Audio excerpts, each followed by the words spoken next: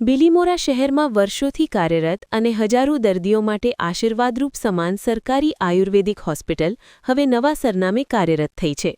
હોસ્પિટલની હાલની ઇમારત અત્યંત જર્જરિત હાલતમાં હોવાથી દર્દીઓ અને સ્ટાફની સુરક્ષાને ધ્યાનમાં રાખીને બિલીમોરા નગરપાલિકા દ્વારા તેને તાત્કાલિક અસરથી સિનિયર સિટીઝન હોલ ખાતે ખસેડવાનો નિર્ણય લેવામાં આવ્યો છે.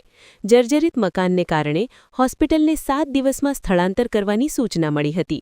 મંત્રીશ્રી અને નગરપાલિકાના સહયોગથી તાત્કાલિક હોલની ફાળવણી કરવામાં આવી છે, જેથી દર્દીઓની સારવાર અટકે નહીં. નગરપાલિકા લોકોના સ્વાસ્થ્ય અને જનહિતને ધ્યાનમાં રાખીને આ નિર્ણય લેવાયો છે. આ હોસ્પિટલમાં નિઃશુલ્ક સેવાઓ મળતી હોવાથી મોટી સંખ્યામાં લોકો લાભ લે છે, જે હવે નવા સુરક્ષિત સ્થળે ચાલુ રહેશે.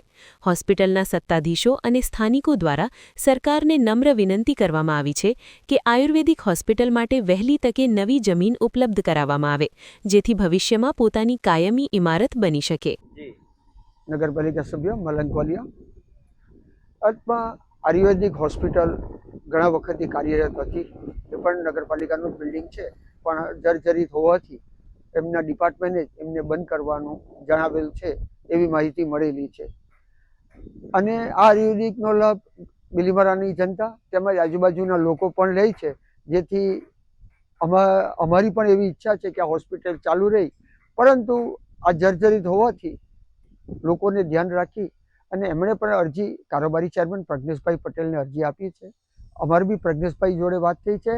પ્રજ્ઞેશભાઈ પટેલ કારોબારી ચેરમેન તરીકે જણાવ્યું છે કે ભાઈ હું કમિટીમાં લઈ અને યોગ્ય નિર્ણય થાય અને શહેરના હિતને ધ્યાનમાં રાખીને અમે નિર્ણય લેશું એવી મને ખાતરી આપેલી છે.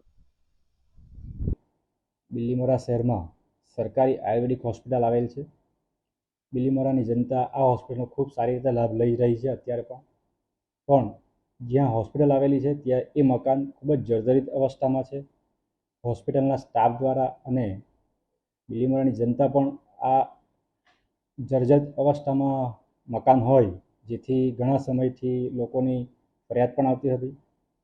એને ધ્યાનમાં લઈ બિલીમોરાની શહેરની જનતા પ્રજાલક્ષી જનહિત અને સ્વાસ્થ્યને ધ્યાનમાં રાખીને આપણે બિલીમોરા નગરપાલિકા દ્વારા એક નિર્ણય લેવામાં આવ્યો છે કે પ્રજાલક્ષી હોય અને લોકોને મદદરૂપ બને એ રીતે સિનિયર સિટીઝન હોલને આપણે નિઃશુલ્ક રીતે અત્યારે હાલ ચાલુ કરી દેવામાં આવ્યો છે.